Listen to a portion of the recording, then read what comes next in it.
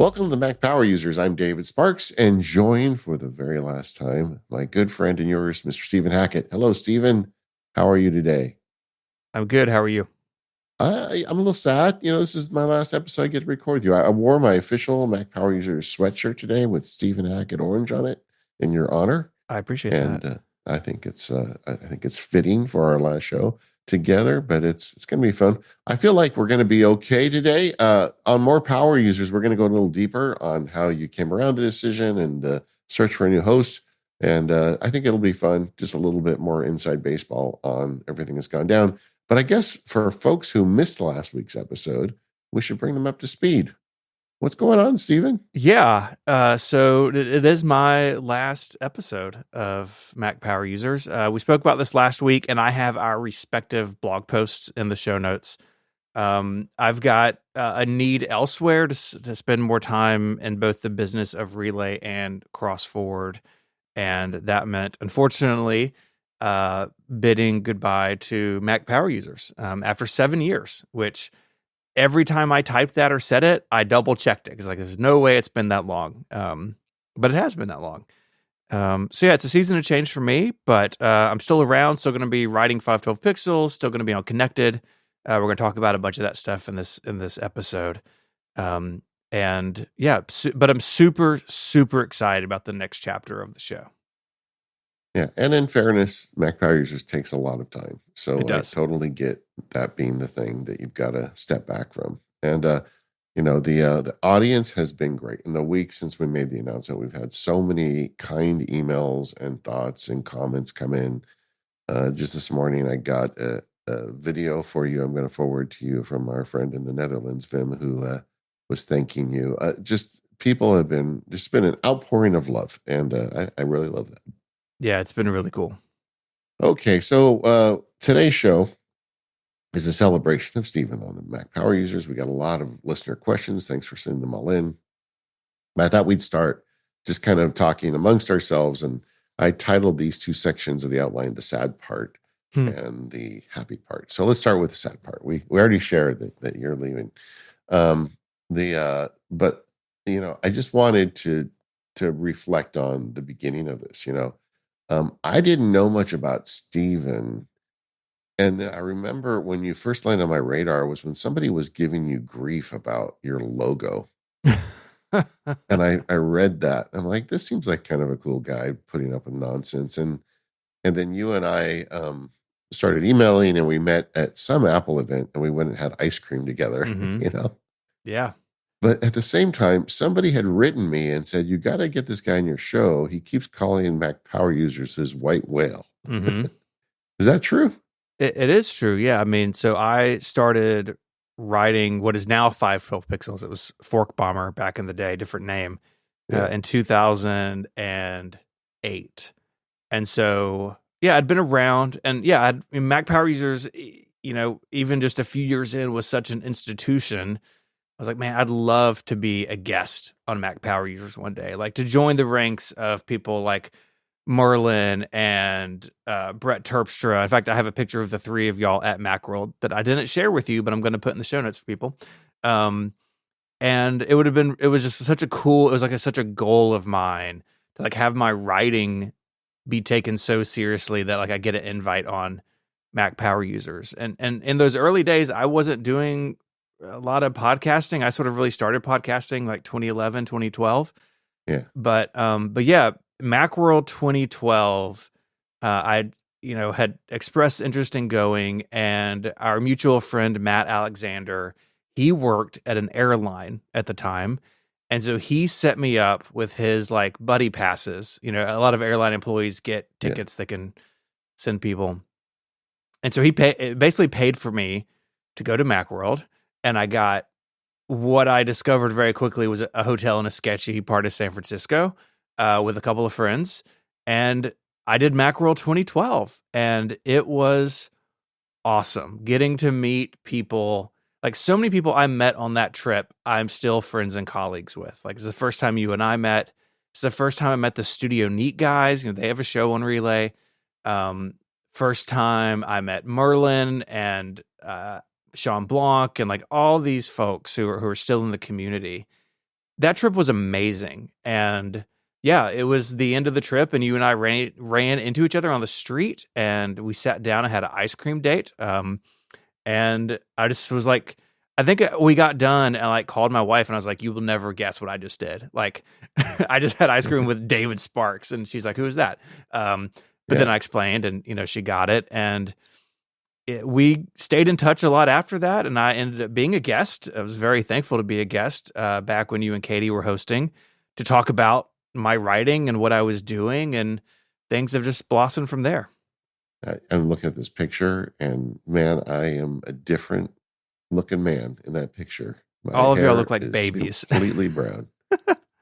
Yeah, that was fun. I remember that. We did like a shootout. Me, Brett, and Merlin kept taking turns showing tricks. That was a really fun. Yeah, man, I have a bunch of pictures from this trip, and just looking through them, because I was looking for this picture. I was like, I know I have this picture, Yeah, and it's from 2012 because it's at a cool angle, yeah, Um, but a lot of events like this, like Macworld died before COVID, yeah, but the pandemic killed so many of these events, and it really makes me sad because yeah, I think back at how influential this trip was on my career. And I think about, events that you and I have both been lucky enough to speak at and to participate in over the years.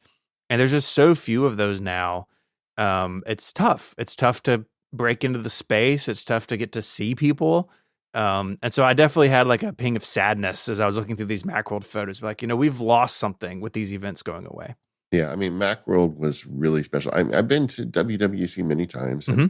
that's really great. It's Apple's thing, and it's kind of an industry developer focused event. But Macworld was about the users. It's Yeah. about our listeners. And I've said it in the past, but like Macworld was where you could be walking in a hallway and there'd be a group of random strangers sitting on the floor writing Apple scripts together. Hmm. And like the only place in the world you would find that. And boy, I loved it back in the day. But we have a friendship that kind of bloomed out of that. And when Katie decided to step away, you were, we're going to talk in the after show about how I really went through a process to find a new host. But when Katie left, it was easy. It was like, oh, then it'll be Steven. Yeah. There was no search. There was nothing to be done. I just had to call you and see if you were interested in it. Yeah. That was late 2018. Yeah. I remember it was a Tuesday. I remember that because you called me. I was walking out my door to go to a meeting, to Yeah. go to a thing with some friends, Yeah. small group thing, and we talked on the phone as I was driving. I was like, "Hey, I'm at my friend's house. I need to run or whatever." Yeah. But I was just blown away, totally blown away. I think at this point, y'all, because MPU had been on Relay for a few years at this point, and I think you had told us that like there was a transition coming. Yeah. I think, but I was like, I never would have thought. I never would have thought it would have been something I'd ever be asked to do, and it was so humbling. And you were so gracious about it. It was so encouraging. And joining MPU, I wound down a lot of other smaller shows I was running Yeah. around doing, and so it let me really focus on just a few podcasts that I had, and right away learned very quickly like this is a different kind of podcast. Like, I mean, don't hear what I'm not saying. Like, we do prep for all of our shows on Relay, but MPU is next level prep. Like, it is Yeah. hours per week to do these things, and sometimes over the course of many weeks. Like, we did that Apple Weather episode at the end of the year, and I installed Apple Weather like on the home screen of my phone for a month. Like, I used it for a Yeah. month and took notes, and it was just a background process all the time. And so much of MPU is about that, and that's one reason I think the show has been so successful, because people notice that level and appreciate that level of work that goes into it. And I love that kind of work. Like, I am happiest at work when I've got a bajillion tabs open and I got Devon Think and I'm like, writing about something or researching something, going really deep. And so being a host really scratched an itch that I already had, kind of oddly enough. the goal of the show is for everybody to learn something every episode. Hmm. So it takes work. Evergreen shows are just really hard compared to like new shows. And Yeah. but I signed up for it when we started the show, and we've kept up with the remit. And you delivered the goods, man, which I had no doubt you would. And I wanted to talk about things that we'll miss. I thought we could go back and forth. And as I think about you, one of the things, because you and I are friends, you're not dying, you and I will Yeah. still be talking, but working with you, the thing that people need to know, because this doesn't come out in the show, Stephen has what I would like to call a quiet competence, where when Stephen is on the team, a lot of things just get fixed, like things work and like friction points disappear. And Steven, partly because of you being at Relay, but also just because of who you are, like I don't even know the number of things that Steven potholes that Steven allowed us to dodge without me even knowing. But Hmm. I know there are a lot of them. And I'm going to really miss that part of it selfishly, because Steven does such a great job. I understand completely why David wants you more over there, because I'm sure you're doing the exact same thing for him. But Stephen has this, he's a public image in our little world as somebody who's nerdy and likes to collect Macs, but he is an incredibly competent manager behind it. And I'm definitely going to miss that. Oh man, thank you. And reflecting about this, the first thing that came to mind for me was when you became full-time Max Sparky. You had left your firm, but you were still practicing on your own. And in 2022, in January, you announced that you had been thinking about this and preparing for this for a year, and it was such an honor to be part of those conversations. And like, as you were making these decisions and figuring out what to do, because, like when I quit my job way back in 2015, I went out on my own and fully in content, right? Like I was writing for a bunch of websites and doing a lot more things than I do now, but it Yeah. was all content based. Yeah. But your path was so different, where I think the phrase that you used at the time was like you hung up your own shingle as a solo lawyer, and you were doing your content business, and then you made like the second step to give up practicing law, and just helping, and for whatever little help maybe I was able to offer, but talking through that, figuring out how to communicate it, right? We did a whole show where I basically basically kind of interviewed you about the process and the plan, Yeah. and seeing the labs come online, and that being obviously a huge part of this. That whole process, uh, just I know it was special to you, but it's also really special to me for the little part that I got to play in it. And I'm so psyched that it's gone so well for you. Well, I think after Daisy and I discussed it, I think you might have been the first person I called about this, Maybe. because you were in there with me. And that's really nice. Another thing I'm going to miss about you is our podcasting rhythm. Now, let me explain this a little bit. So I used to be a jazz musician, and there were I remember particular people that I played with, one drummer and a piano player. And when you'd play with them, they would listen to you and you would listen to them. Like when you would solo and you would start like papa ta ta ta, you'd like start doing some rhythm or something, then the drummer would match it in the background, like almost like you're having a conversation with music.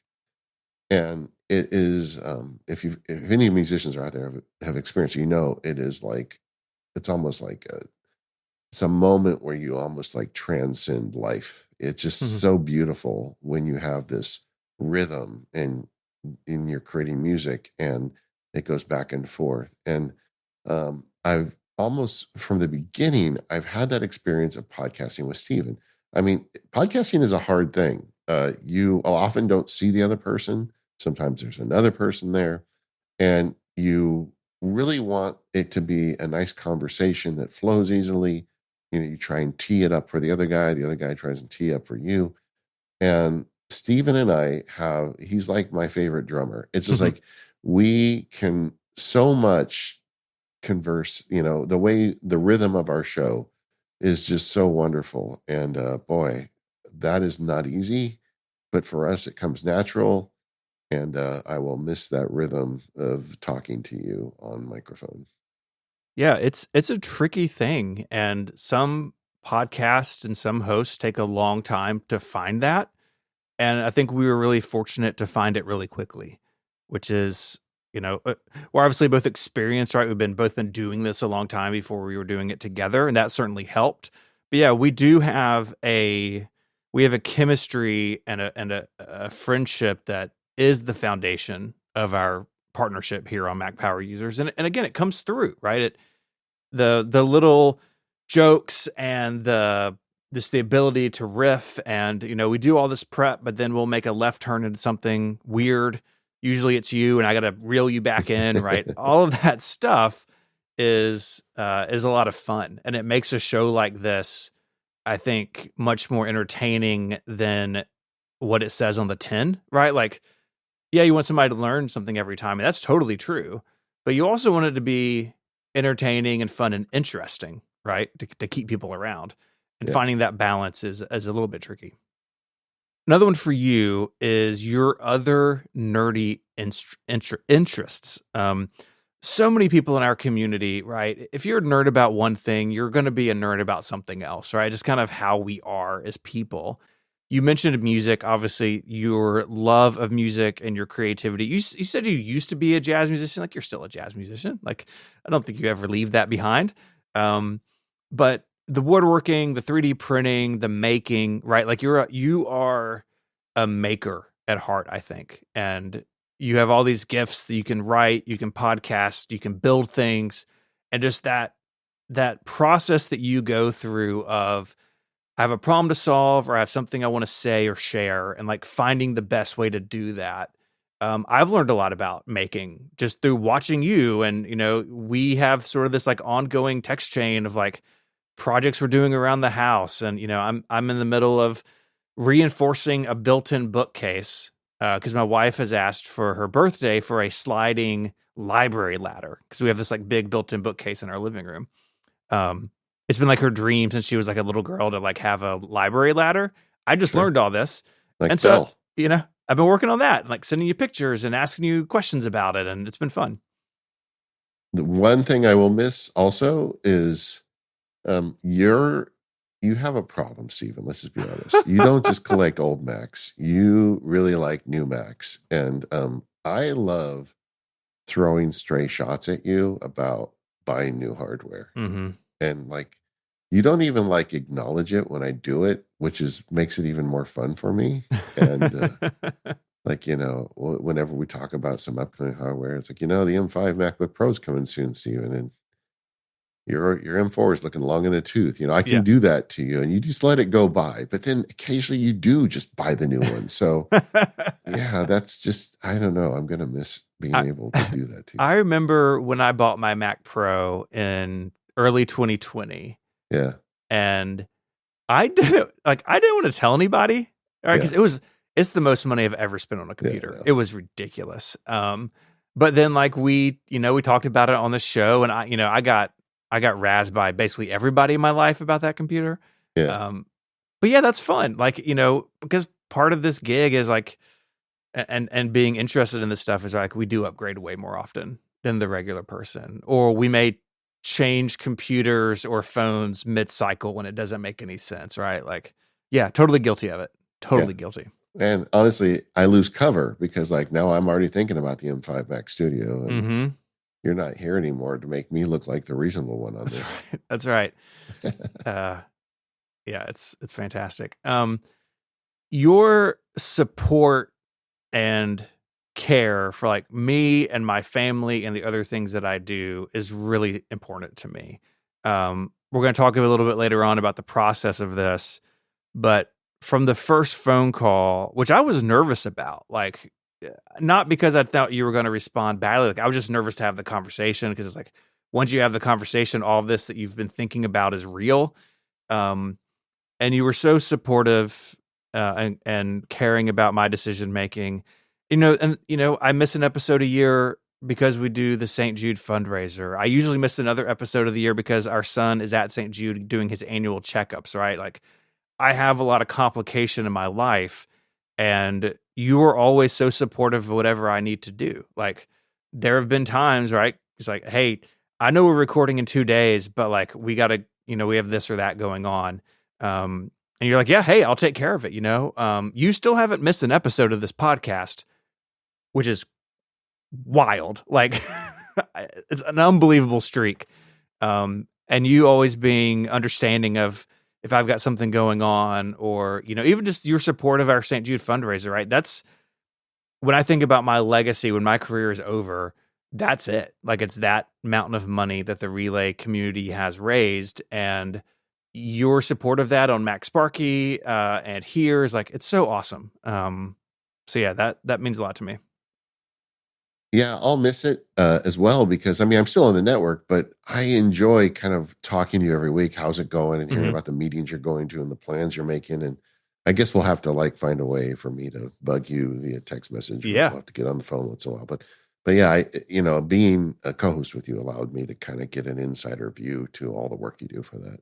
Yeah. It's already started. We nailed down the artwork theme last week. I don't know what we're doing, man. It's almost year round now. It's ridiculous. Yeah. Well, it should be. It's a huge deal. It is a huge deal. Jelly, our artist for that, he does it. He volunteers every year. Like, every year I try to pay him, and every year he's like, I will not take your money. Yeah. Because it's important to him too. Like, in his family, like, they have gotten swept up in the St. Jude mission too. And but he works like more than a full-time job. And so, I try to get the theme and like sort of my initial ideas to him early in the year, so we're not pressed for time as the calendar rolls around. I'm very excited about the theme this year. Very excited. Anything else you'll miss? I'm going to really miss just the community around this show. I've done a lot of podcasts over the years. And of course I own half of Relay. So like, I have my hand in every show that we do as, one of the owners. There is something distinctly different about the MPU audience. And that was it took some getting used to, because things like the forums and like the email, like, we just hear so much more from our audience than I've ever heard on any of my other shows. Part of that is the MPU is the biggest show I've ever done, but a lot of it is like our community's really engaged with the show, and we get great feedback, thoughtful feedback. That's the thing that really impresses me about the MPU community, is that they are thoughtful about their technology, and they're thoughtful about what we say and how we interact. And I can tell you, because I know that is not true of other podcast audiences, right? Like, the feedback we get on Connected, or like the feedback the ATP boys get, like, it's good feedback, but it's not at the level that MPU gets. And it's a great, like, it's a conversation. You talked about like the jazz, improvising kind of feel. I feel like the show has that with its audience to a degree too. Yeah. And that's really special, and something that's, I think, unique in our space.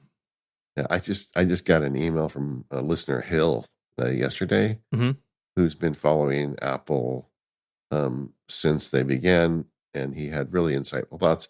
Hill is 93. Awesome.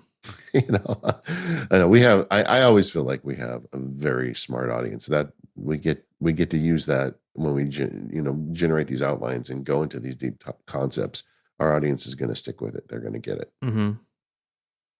Okay, so we talked about things we missed, but I also want to talk a bit about the way the show has matured during your watch.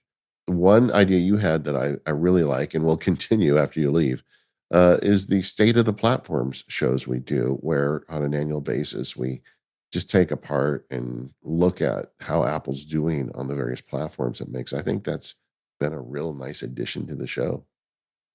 I think so too. We've never wanted MPU to be a news show, right?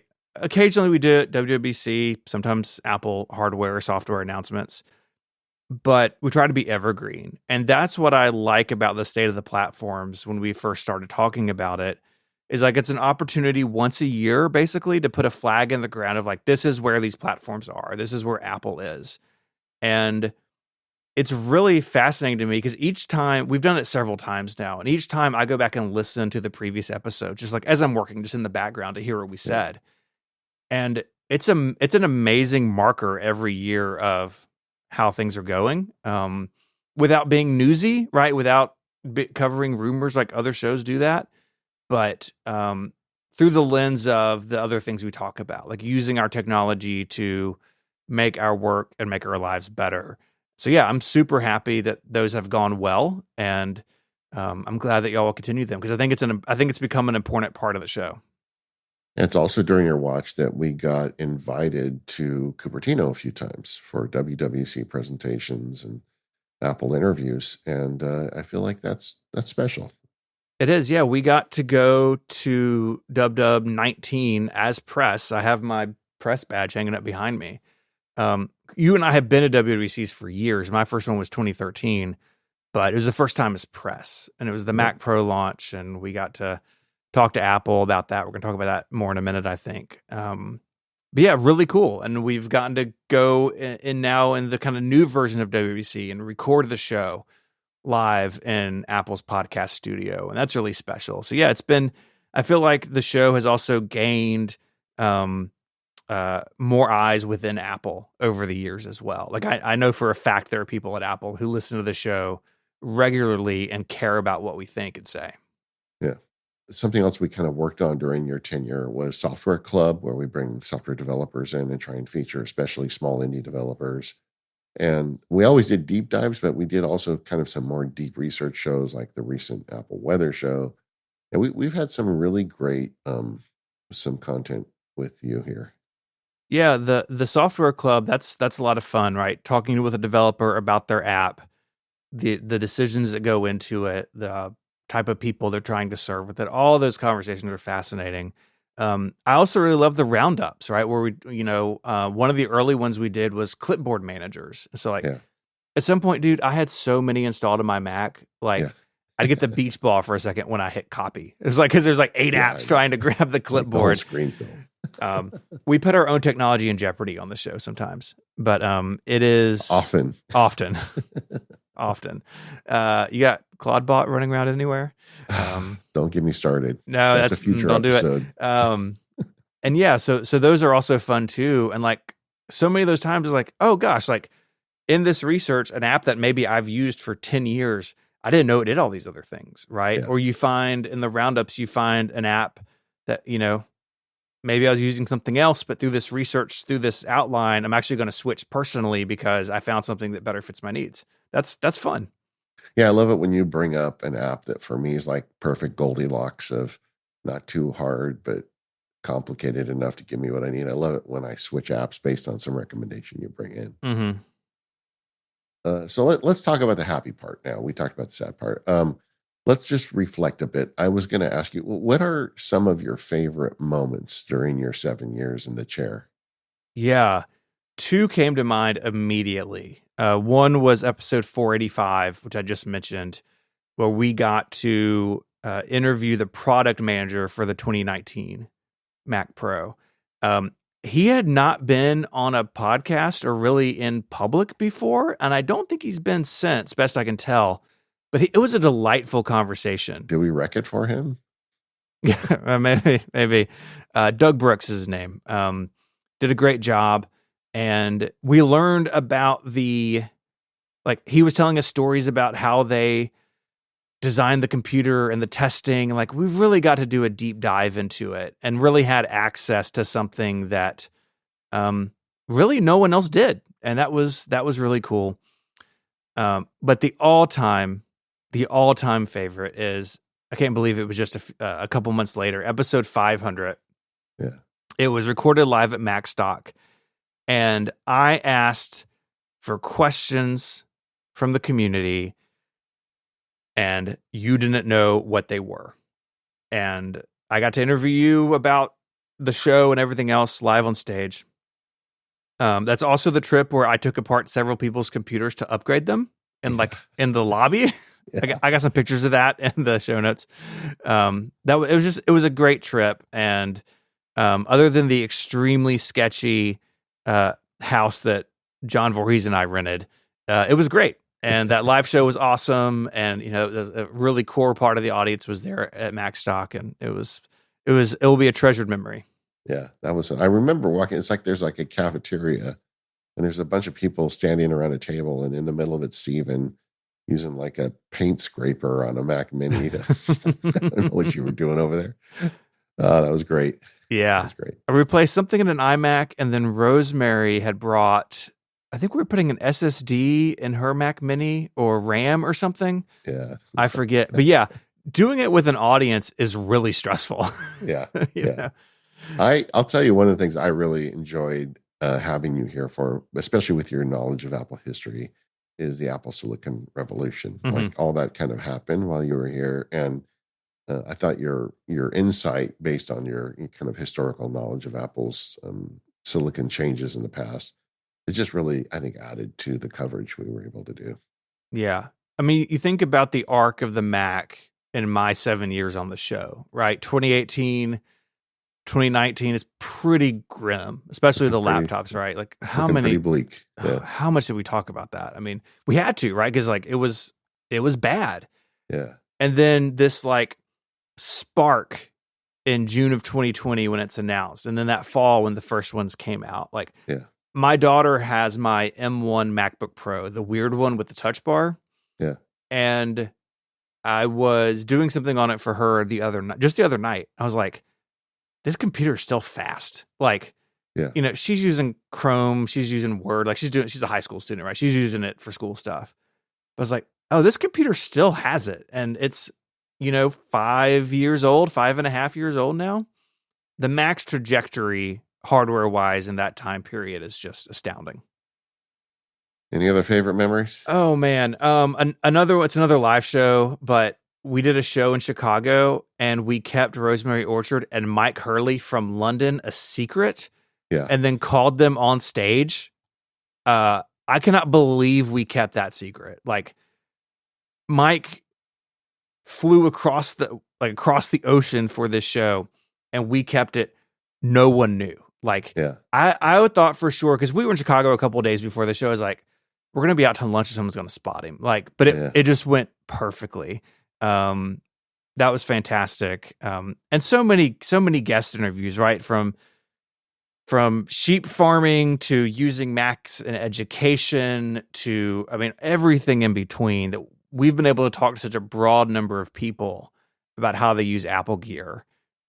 It's really it's eye-opening, right? It's like one of the things I've learned is that just because I use my technology in one way does not mean everybody does. Yeah. And people use this stuff in all sorts of ways and scenarios that are never ending. And that's been really eye-opening to me over the years. Do you have a list of favorite guests? Have you thought of some of your favorite guests? Oh man. Yeah, I've got a few. I mean, our first guest when I joined was Gruber, and it was the first time I talked to him on a show. I've done a couple since. And that was fantastic. He was very generous with his time. You know, we had Neil on from MimeStream, the founder Yeah, of that's a good MimeStream, one. the Mac Mail app. And he had not done a lot of podcasts. I think we were maybe his second. But he spent time at Apple. So we got to talk about that. We got to talk about his team. Like MimeStream is bootstrapped. You know, they don't have a lot of VC money. They have no VC money as far as I know. His plans for the app, like, it was really great. And, you know, we got to you know, give him a little grief about a mobile app, which is now in test flight, or you know, when are you going to add something other than Gmail? Oh Super man, I cool. give him such a hard time. That's why. Yeah. I'm surprised if he ever comes back. I'm going to give him such a hard time. I think he gets that all the time from his users. Yeah. You know, we've had so many other great people. Tyler Stallman's been on a bunch. He's a friend of ours. TJ's been on several times. Like, so many great people. It's really hard to narrow that list down. Yeah. We have great guests here. We really do. We really do. All right. Favorite Mac power user thing that never made it to air? Oh man. You know, I don't, next to my name in the outline, there's a blank space. I honestly don't know. Like, Okay. do you have anything? I do. I absolutely do. Okay. So when we went to the first WWDC together, we were at some point we're walking through a hallway and we're just outside the doors before we go into the big room where they're going to announce the new Mac Pro.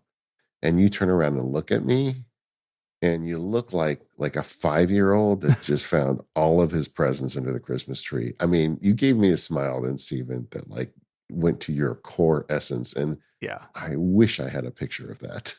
It was amazing. Yeah. It's I've been to keynotes since then. It was also my first Apple keynote ever, Yeah. actually. I've been to one iPhone, I've been to other WWDCs now, but it was and I was so glad to experience one that was still the way the old ones were. Yeah. I mean, the size of that room is like hard to explain. Yeah. Huge, thousands of people. I remember I was sitting next to somebody because it was like a line of relay people and some of our other friends. Yeah. But I was on the end and I was sitting next to a woman who had Pages open. I think I told the story at the time, and she was translating or editing Apple press releases in other languages. It wasn't Chinese or Japanese, but it was something else. I don't know, Yeah. but it was, and she was flying in Pages and on her keyboard. Like, this clearly was her job, and she was, sending them off to somebody to publish, I guess, as things were being announced. Yeah. I was like, it's like one small person, one small task, but like thousands of people go into the, thousands of hours, thousands of people work on those keynotes. And it was cool not only to be there, to see the Mac Pro, to see our friends, to be there in person, but like also to see someone working like in their little slice of the organization was also pretty cool. This episode of the Mac Power Users is brought to you by 1Password. With 1Password, Mac Power users can have it both ways, productivity and security. You get 20% off 1Password. Just go to 1Password.com/MPU and sign up now for yourself, your family, or your company. Your world is digital, your security should be too. And with 1Password, you get that, where security isn't just a feature, it's the foundation. And I know that. I met these guys at the beginning. This entire company is dedicated to protecting you on the internet. They have industry-leading security model that ensures your sensitive information is always protected and gives you actionable alerts and threats. And with 1Password, you don't have to choose between security and convenience. You can manage all of your information and credentials in one place. It doesn't just protect you, it protects your household, so your family members can get 1Password protection. Heck, even your company can too. One of the things I particularly love about 1Password is it gives me browser mobility and browser options. I like to try other browsers, especially with all these AI browsers out there. I'm always dipping my toes in the water, and having all of my data and all of my passwords in 1Password makes it so easy for me to jump over to a different browser for a while without any problem. But it gives you much more. It gives you Watchtower that looks out for bad and insecure websites that you're dealing with. It's got secure notes, so you've got a whole separate way to store secure information on your phone. They've got it all covered. Head over to 1Password.com/MPU and check it out for yourself. If you go there, you can get 20% off your account. That URL one more time is 1Password.com/MPU. Thank you, 1Password, for all of your support of the Mac Power Users. All right, Stephen, we asked for listener questions. Boy, did we get them. Thanks, everybody, for sending them in. John wrote in, what's the worst technical disaster in your run on MPU? John goes straight to, where the body's buried. Yeah. The sound for that Doug Brooks interview was really bad that year. So Apple now, like that WWDC's at Apple Park, they have a podcast studio they build. That room is actually a yoga studio. And then they like put podcast stuff in it. It's not there all the time. But at night in 19, it was basically at the end of a hallway in the convention center. Do you remember this? It was upstairs of the loading dock. Yeah. And the sound was so bad. And I told Apple, like, after the episode was done, I emailed our person. I was like, you have to fix this. Like, it's not like people aren't going to want to do this. It's got to sound better than this. And then we had COVID and they built their own thing. Yeah. That was pretty bad because it was such an important episode, right? It was really like the biggest episode that I think we had done up to that point in terms of breaking new ground. But there's always the normal stuff, right? It's like, oh, I goofed up my recording and we got to use the Zoom backup, or someone's internet connection dies to an interview. There's all that sort of normal stuff, but I think we have it pretty dialed most of the time. Yeah. But man, the audio that week it still kills me. And we have a lot of belts and suspenders, so hopefully things don't go wrong We for that do. reason. But yeah, I We agree. do. I remember as we were recording it, you could hear people talking on the second floor, and I'm just thinking, this is going to be terrible. Yeah. But at the same time, it's us interviewing an Apple executive, and geez, that was rough. Mike writes in, "You're leaving the show. Now you can tell us what's the best and worst parts of working with David." I almost didn't put this in, Mike. That was kind of a mean question, but let's let it fly, Stephen. Yeah, It's okay. no. I think the best part about working with you is your thoughtfulness and consideration into our topics. Not only what topics we do, but in the preparation of them as well. We have so many episode ideas that you come up with, and sometimes at first I'm just like, is there enough here? So we ask each other that, like, is there enough here? Yeah. And you don't miss. Like, it's you got a very good track record of knowing what makes a good Mac power users. I think I have a permanent background process running on MPU content. Yeah. I mean, so many times you will have somebody on focus or something comes up in the labs and you're like, we got to do this, right? And it doesn't miss. The worst part is you have a bad habit of not uploading your files when we're done. And Jim or I have to chase you down. I deserve that. I fully deserve that. Can I say I've been better at it the last year or two? You have been better at it, for sure. Yeah. I actually wrote it down of like things I could do better. And I really tried. Yeah. I tried, what the problem is? I tried to automate it, and automation sometimes failed, and then I wouldn't realize it. And then I'd like go out of town and you'd be like, dude, where's your files? Yeah. I think at one point you had to like remote into your computer from Hawaii or something to give me something. I totally deserve that. I totally deserve that. Yeah. I've never automated that. I just sit here and do it. And yes, that's what I do now. Yeah. And there hasn't been a problem. And it works. Thanks, Mike, for that question. Really appreciate it. Jennifer, do you remember the first episode you recorded together? What was that like? Yeah, I do. It was Stephen Who is the title. Yeah, that's right.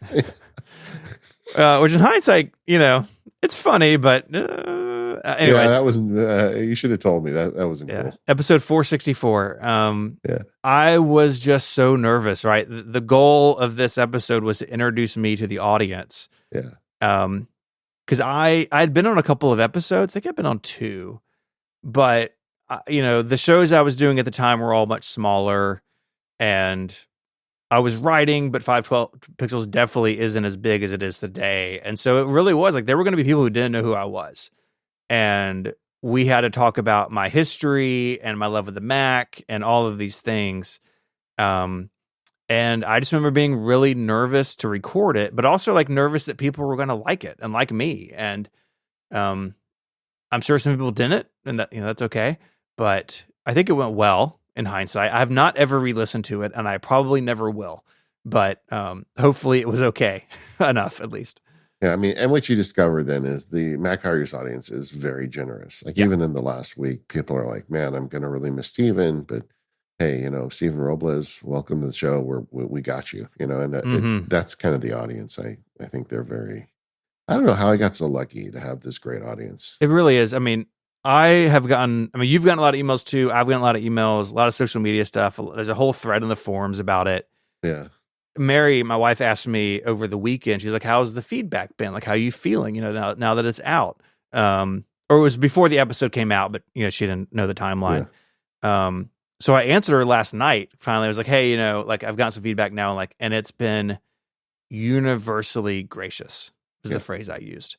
People are excited about Stephen, and they should be. I'm excited about Stephen, but the kindness people have shown me has just been awesome. Yeah. Patricia, what does your recording setup look like now versus when you started? I mean, other than it was like 6 computers ago and I have a better microphone, it's really very similar. We are using Riverside now instead of Zoom, but I got Audio Hijack running. What you hear is the Audio Hijack recording, right? That's what we send to the editor. I think that's the biggest change since we started, for me at least. When I joined the show, I took over editing from the previous editor. And I edited it for a couple of years. And I did that because editing a podcast is the best way to get to know that podcast. Even though I'd listened to MPU for years, and I listened since really very close to the beginning. When you edit it, it's different. And I took that over for a couple of years, and it just got to a point where it wasn't the best use of my time. And Jim Metzendorf, who edits the show now, he was already working with Relay and was looking to expand that role. And he's better than I am, anyways.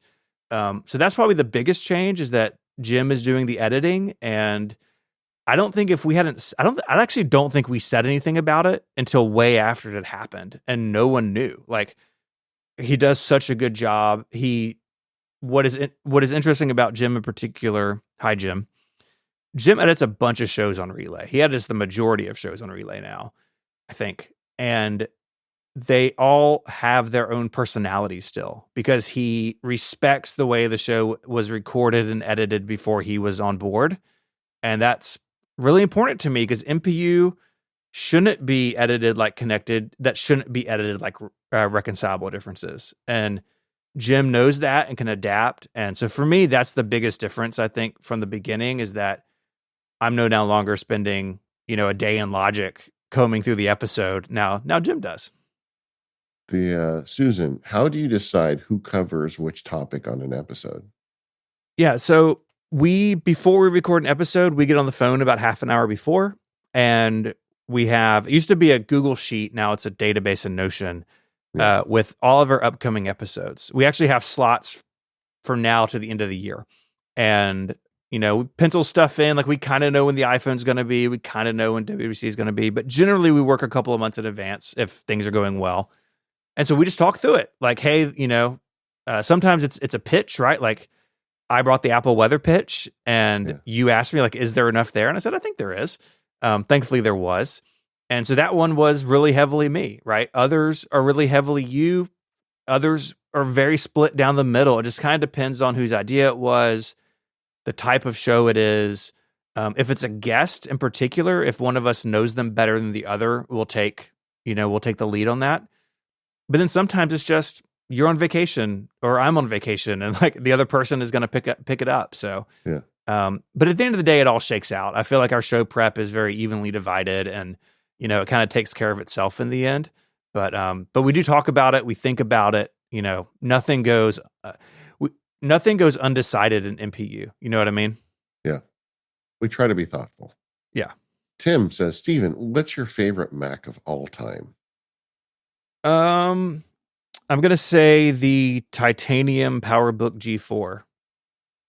It was not the first Mac I used. It was kind of the first Mac that was mine, even though it belonged to my employer at the time. He let me, a high school and then college student, use it basically as my personal computer, which was incredible. But it's like the first modern Mac laptop. It was like, it's metal, right? It's thin, it's sexy. Like it kind of is like Genesis for where the MacBook Pro still is today, right? Like the PowerBooks before the Titanium, like chunky black plastic, they're interesting in their own right, for sure. But the Titanium one was like, it was a big shift, and it coincided with me coming to the Mac in a big way. And so I have a couple of them. I've got one on the bookshelf across from my desk, and I love those things. It's the one you have an emotional connection to. It is. That's why, right? Absolutely. Steven, from Christopher, what's one opinion or habit around productivity on Apple platforms that you've completely changed your mind on during your run? What caused the shift? What would 2018 Steven be surprised by? That I'm using so many of Apple's built-in applications. Yeah. This has been a running theme for us for years.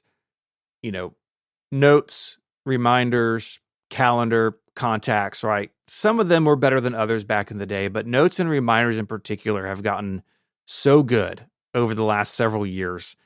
It's amazing to me to think that I use Apple Notes and reminders to like run my life. There's still obviously room for other applications, but if you had told me back then, like, you're going to lean into these and use them and like them, I'm like, no way. Like, because they were baby apps. Like, they were not mature back then, but they are now. They were joke apps, really. Yeah. Oh, yeah. The first couple of versions of like reminders in particular was like what are we doing? Yeah. But they've come a really long way. Apple takes them seriously. And I remember the first time we did an episode, I don't know when it was, but the first time we did an episode covering, I think, notes kind of in depth, I was like, oh, like this is all I need. Like it's more than I need in some ways. And they continue to get better. That's the single biggest change, I think, for me in terms of productivity over the years. We had a lot of like nice notes in the feedback. I'm just gonna read a couple of them. Um, Kyle wrote in talking about how he really appreciated Steven's willingness to try things others are afraid to tackle. And especially he wanted to shout out Steven for getting him on Unify Yes. and share with Steven that his wife does not miss the Unify recommendations. Unify came up a couple times. I also saw a note from someone saying, "Oh, I love that the new Steven is also a Unify guy." So the Yeah. circle is complete. Tim wrote in that he was sick in the early 20s and spent a lot of time in the hospital, and he said MPU gave him a link to normalcy until he could re-enter the real world. And thanks for your time over the years. Oh man, that's really cool. It's weird. You forget that people actually listen to the show. Yeah. When you make it, you just focus on the show. Adam says Stephen was his gateway to Relay after he joined MPU. He discovered Connected and Upgrade and Cortex and finding Mike on Connected. He became a member of several shows. Thanks for bringing delight to the communities and shores. You really were kind of the gateway into Relay for a lot of our listeners, I think. Yeah, I remember, I think we talked a little bit about this last week, but I remember when y'all reached out about bringing MPU to Relay, and I was just like flabbergasted. I mean, again, a big show, an important show, and I called Mike. I was like, hey, like, I want to do it. Do you want to do it? Like, let's work this out, right? And for a while after that, every time y'all published an episode, it would break the CMS because it was a level of traffic we just hadn't done before. And so we had to really beef up some things. And now the CMS can handle, basically anything, hopefully. But MPU joining Relay is like one of those big moments in our company, right? Like Jason Snell, when he left Macworld to do his own thing, wanting to do a tech show with us. We were like 2 weeks old. Like, I don't know what he was thinking. And an MPU joining is definitely like on that same list. It was such a big deal. I get some joy out of the fact that we broke Relay. Yeah. That. Oh, yeah, it was great. It was great for me. Sitting at home Sunday night is like having dinner with the family and the website explodes. But the trust that you and Katie had in Mike and I and in our company that we could sell the ads, that we could bring in the history of the show, right? Like it was a lot of work. But now I can't imagine Relay without MPU. Like it has become such a fabric of what we do as a network. And so that I'm very, very happy that you picked up the phone that day. Well, we had a lot of very nice notes. I just did a few of them here, but thank you everybody who sent those notes in. They were very, very nice and very much appreciated. Just the last few questions. Emily said, Stephen, will you still be listening to MPU? So I'm looking at you right now. Yeah. Oh, absolutely. I mean, right. I love the show. I listened before I was on. Being on the show, I'm a fan of the show. Like that is going to continue. I love what you do. I love what Stephen does. And I think that y'all together is going to be fantastic. And so, yeah, it's not going anywhere in Overcast. It's staying right where it is. Greg says, if you could go back and give yourself one piece of advice before starting MPU, what would it be? That the sort of anxiety I felt in the early days that wasn't warranted. Like there was nothing about you or our working relationship in the beginning to cause that. It was like the size of the audience and self-imposed. And so I think knowing earlier like that we were doing a good job and that I had not come in and wrecked the place. It took a while to get to that understanding internally. So I would love to have known that beforehand. The other thing too is just to really embrace the community and feedback. At first, that was a lot to kind of take in because I hadn't had that level of response to things I had done before. And it was a little overwhelming at first, and just like the amount of email, the amount of comments, and now like I've internalized that, and now I've come to really appreciate that feedback, like I said a few minutes ago. But that took some getting used to. Just like, my other shows, they got feedback. I get comments, things I write, emails, things I write, but MPU feedback's next level, and that took some getting used to. I remember going to Max Talk with you. It was fairly early in your run, and like a lot of the listeners were there, and you had this kind of deer in the headlights look on your face at some points, because everybody walk up to you and start talking about stuff, and it's like it's like, whoa, these people are super engaged, Yeah. Well, gang, at this point, we've got a visitor just showed up with us, Stephen Robles. Welcome to the Mac Power Users. Well, thanks so much, David, and other Stephen as well. Thanks for having me.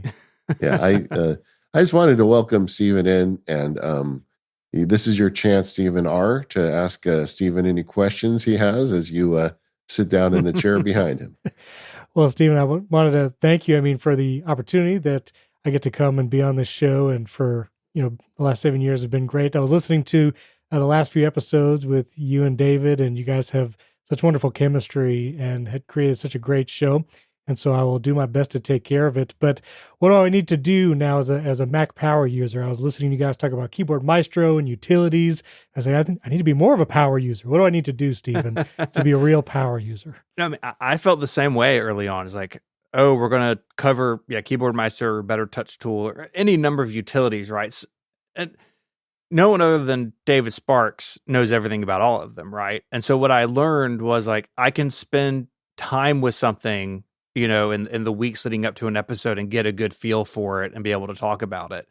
And so it's really, I think, less about running out and like installing a bunch of stuff and like changing up your workflow. Cause you have your workflow with your YouTube channel and all the other things that you do.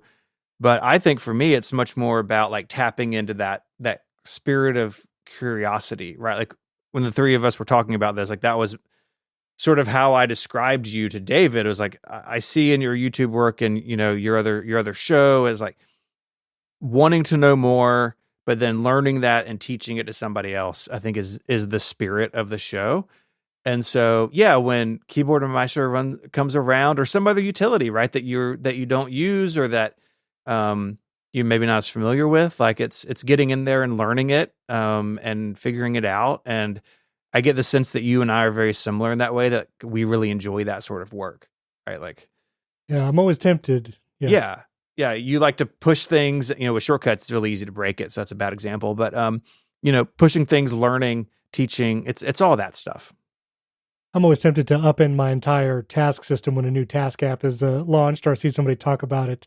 And so, yeah, I love exploring. I installed OpenClaw, previously Maltbot, previously Claudebot. Oh, no. After David told me about it. And so we could certainly talk about that soon, too. Yeah, Stephen R. and I have already started infecting each other with purchases and experiments in the background. So we got plenty coming up. I just wanted to say to the audience that one of the biggest advocates, because, finding a new co-host is not easy. But one of the biggest advocates for Stephen Robles was Stephen Hackett. Stephen was hugely in favor of you coming in here. And I just think that the two of you, I'm sorry, you two are passing in the night. I think both of you are so excellent for the show and the audience. Well, look, David. So Stephen, if you're not aware, David has never missed an episode of MPU. He has told me, yes. Ever. What episode number is this? 835? Yeah. So maybe I failed in 7 years to get him to take a week off. But if you're successful at it, you and I can do a show together. Like, I'm not going anywhere. And so, maybe we can do a dual Steven show at some point. But we'll call it Steven Squared. Steven Squared, that's right. We even spell it the same way. This caused some confusion in Slack when I added you to the Relay Slack. Is like, because I had my first name as a keyword in Slack, so someone just said my name, I got a notification. Because not everybody does like the little @ symbol or whatever.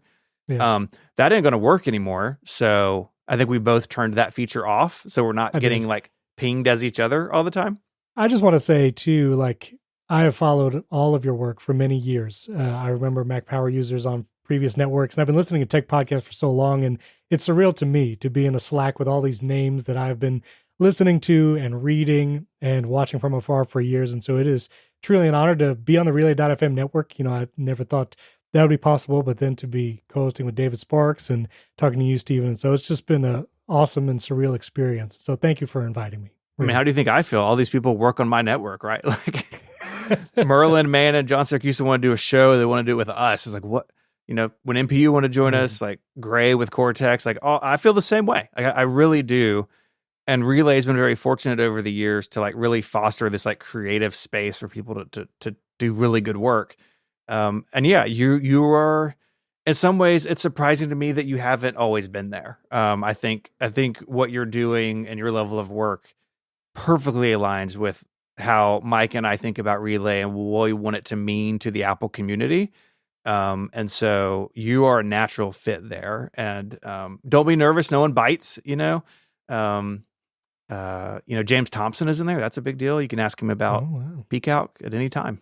So, and the Mac Power User specifically audience is already super into you coming on the show, Stephen. So yeah, you're gonna do fine.